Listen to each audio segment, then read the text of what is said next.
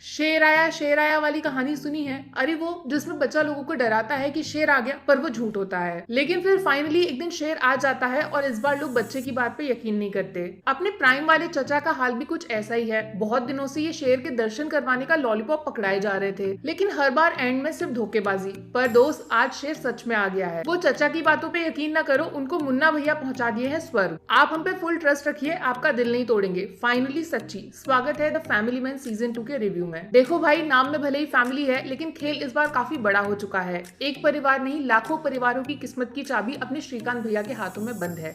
खतरा इस बार इंटरनेशनल है। कहानी श्रीलंका में शुरू होती है, जहाँ पे कुछ लोग एक स्पेशल मूवमेंट की तैयारी कर रहे हैं, वो जिसमें गालियां नहीं, गोलियों का शोर सुनाई देगा। ये सब खुद को किसी फ्रीडम फाइटर से कम नहीं मानते, जो अपनी पहचान की आजादी के लिए लड़ाई लड़ रहे हैं, खुद अपनी गवर्नमेंट के खिलाफ। जान लेनी हो या देनी हो, खून खराबे के इस खेल से इन लोगों को घंटा फर्क नहीं पड़ता, क्योंकि अपने दिमाग में ये सब हीरो बन चुके हैं। वो क्या बोलते हैं, सेवियर्स, जो लोग अपनी सोच की रक्षा कर रहे हैं। प्राण जाए पर वचन न जाए, बस वही। अब फोकस मुंबई पे डालो। गेम के रूल्स नहीं, यहाँ तो श्री भैया ने पूरा गेम ही बदल डाला है। बंदे की जिंदगी में मार धाड़, हीरोपंती, ये सारे शब्द अब एग्जिस्ट ही नहीं करते। इनका नया हथियार है ये कंप्यूटर, और भाई साहब का मिशन है अपने बॉस की कंपनी को आसमान की ऊंचाइयों पे ले जाना। इन शॉर्ट, श्री भैया अब खुद की मर्जी के मालिक नहीं है। 50% इनकी जिंदगी का रिमोट कंट्रोल इस छोटे मोटे नन्हे से सिपाही गुस्से वाले बॉस के हाथ में है। बाकी बचा 50 श्री भैया का परिवार कंट्रोल करता है। फैमिली से याद आया, बच्चे अब बड़े हो गए हैं। स्पेशली फीमेल चाइल्ड तो खुद की अलग दुनिया बसाने की प्लानिंग शुरू कर चुकी है अपने नए नवेले बॉयफ्रेंड के साथ। भाभी जी की नाराजगी का लेवल भी थोड़ा बढ़ गया है, क्योंकि इनके जानी दुश्मन अपने श्री भैया अब सुबह घर से जाते तो पहले की तरह ही हैं, लेकिन शाम को घर वापस भी लौट आते हैं। मतलब आंखों से जंग होने की 100% गारंटी है। छुपने या बचने का कोई ऑप्शन ही नहीं है। बस एक बंदा है जो श्री भैया को अभी भी अपनी पास्ट लाइफ से जोड़कर रखता है, जेके, जो फिलहाल चेन्नई में किसी सीक्रेट मिशन में फंसा हुआ है। देखो, पड़ोसी के घर में उछल कूद होती है तो अपनी नींद भी झटपट खुल जाती है ना। बस वही हाल श्रीलंका और अपने इंडिया का है। वो फ्रीडम फाइटर वाली तैयारियां और ये चेन्नई में जेके का सीक्रेट मिशन, ये दोनों आपस में कनेक्टेड हैं। कैसे वो नहीं बताऊंगी, लेकिन किसने इनको जोड़ा वो सुनते जाओ। राजी, इस बंदी की शक्ल को जरा ध्यान से पढ़ने की कोशिश करो। एक मासूम बेचारी सोसाइटी की सताई हुई औरत नजर आती है ना। बस गुरु, यहाँ पे तुम धोखा खा गए। ये बंदी है एक स्पेशल सीक्रेट एजेंट, जिसने चेहरे पे झूठ का नकाब पहना हुआ है। नॉर्मल लोगों की हॉबी होती है गिटार बजाना, बुक्स पढ़ना, कार चलाना, लेकिन इन मैडम का फेवरेट टाइम पास शौक है दूसरे लोगों को नर्व की सवारी कराने का। सिर्फ एक सेकंड नजर हटी और दूसरे सेकंड दुश्मन की सांसों पे फुल स्टॉप लग जाएगा। इन शॉर्ट, राजी को फीमेल यमराज बोल सकते हो। एक चौथा एंगल और है, 7 समंदर पार लंदन वाला मौका मौका वाले पड़ोसी। अपना पाकिस्तान वही पुराना खेल खेल रहा है, दुश्मन का दुश्मन दोस्त होता है। इन शॉर्ट, समझ जाओ यार, एक अटैक होने वाला है अपने देश पे, जिसको रोकने के लिए द फैमिली मैन को पुराने सुपर हीरो अवतार में लौटना पड़ेगा, और शायद इस बार उड़ना भी पड़ेगा, क्योंकि कहानी के असली विलन है ये मैन ऑफ स्टील, अपने एयरप्लेन भैया, जो आसमान में तबाही मचाने का ख्वाब देख रहे हैं। बाकी ये राजी, श्रीलंका, चेन्नई, जेके और लंदन आपस में कैसे कनेक्टेड हैं, क्या हुआ, कैसे हुआ, तुम खुद पता लगाओ यार। घर का सारा काम मैं नहीं करने वाली। Amazon प्राइम से पूछ लो, सारे जवाब मिलेंगे। 7-8 घंटे नींद का बलिदान देना पड़ेगा गुरु, कुछ पाने के लिए कुछ खोना पड़ता है। अब मुद्दे की बात पे आ जाओ यार। 1.5 साल के लंबे इंतजार का फल मीठा है या खट्टा?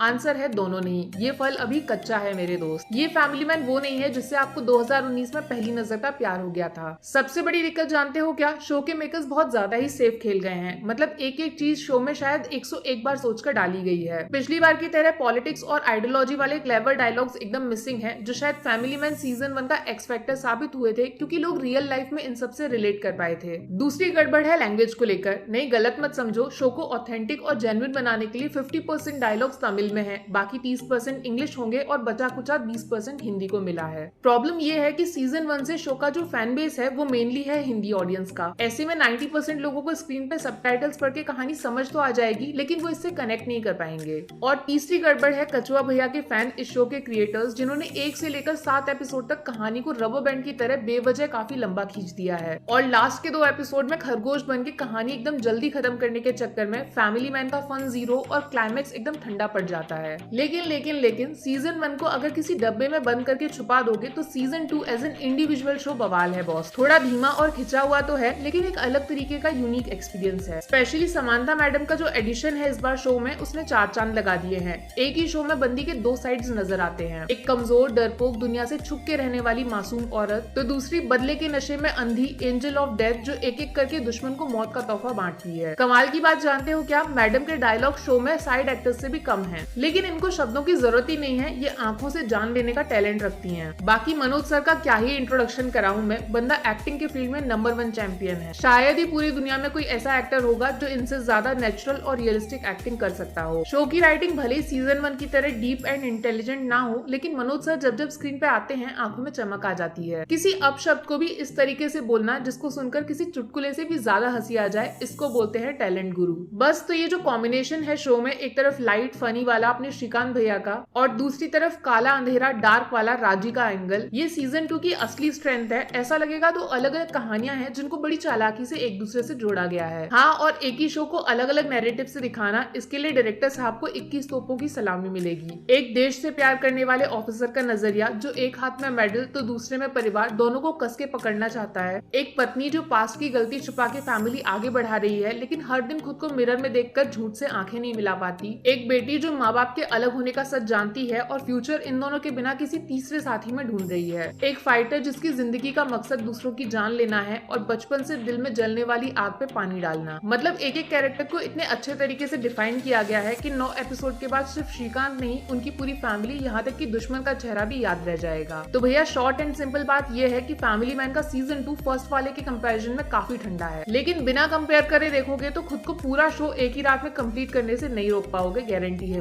मेरी तरफ से द फैमिली मैन 2 को 5 में से 3.5 स्टार्स। 1 स्टार समानता एंड मनोज सर दोनों को एकदम रेल की पटरी की तरह इस्तेमाल करके पूरा शो बैलेंस करके भगाने के लिए। 1 स्टार सडन स्विच वाले होश उड़ाते हुए शॉकिंग मोमेंट्स के लिए। श्री भैया की बेटी एंड कांच का टुकड़ा वाला सीन या राजी का बस में सेक्सुअल अब्यूज वाला, ये दिमाग को हिला के रख देंगे। 1 स्टार शो में डाले गए इतने सारे फ्लेवर्स, फैमिली, लव, देशभक्ति, बदला, रिवेंज, आजादी की लड़ाई, इन सबको आपस में जोड़ने वाले क्लेवर एंड वाइज डायरेक्शन के लिए। और हाफ स्टार सपोर्टिंग कास्ट की जबरदस्त परफॉर्मेंस के लिए। जेके भैया, उनकी जिगरी दोस्त लेडी पुलिस ऑफिसर, अपने संदीप भैया का कैमियो, आसिफ सर की लास्ट ऑन स्क्रीन अपीयरेंस, इनको नजरअंदाज नहीं कर पाओगे। बात करूं नेगेटिव्स की तो 1 स्टार कटेगा फैमिली मैन के रियल अवतार को थोड़ा पॉलिश करके शरीफ बनाने के चक्कर में शो का असली एक्सपेक्टर रियल लाइफ पॉलिटिक्स को गायब करने के लिए। और हाफ स्टार 3-4 एपिसोड की कहानी को जबरदस्ती खींचकर काउंटिंग 9 तक पहुंचाने के लिए। टाइम बहुत कीमती है भाई, बर्बादी जैसा फील मत करवाइए। बाकी वीडियो में कुछ पसंद आया हो या फिर कुछ शिकायत करनी हो तो मैं आपको इंस्टाग्राम पे भी मिल जाऊंगी, वरना थोड़ा सा इंतजार करिए। मिलूंगी आपसे अगले वीडियो में। Take care, bye bye.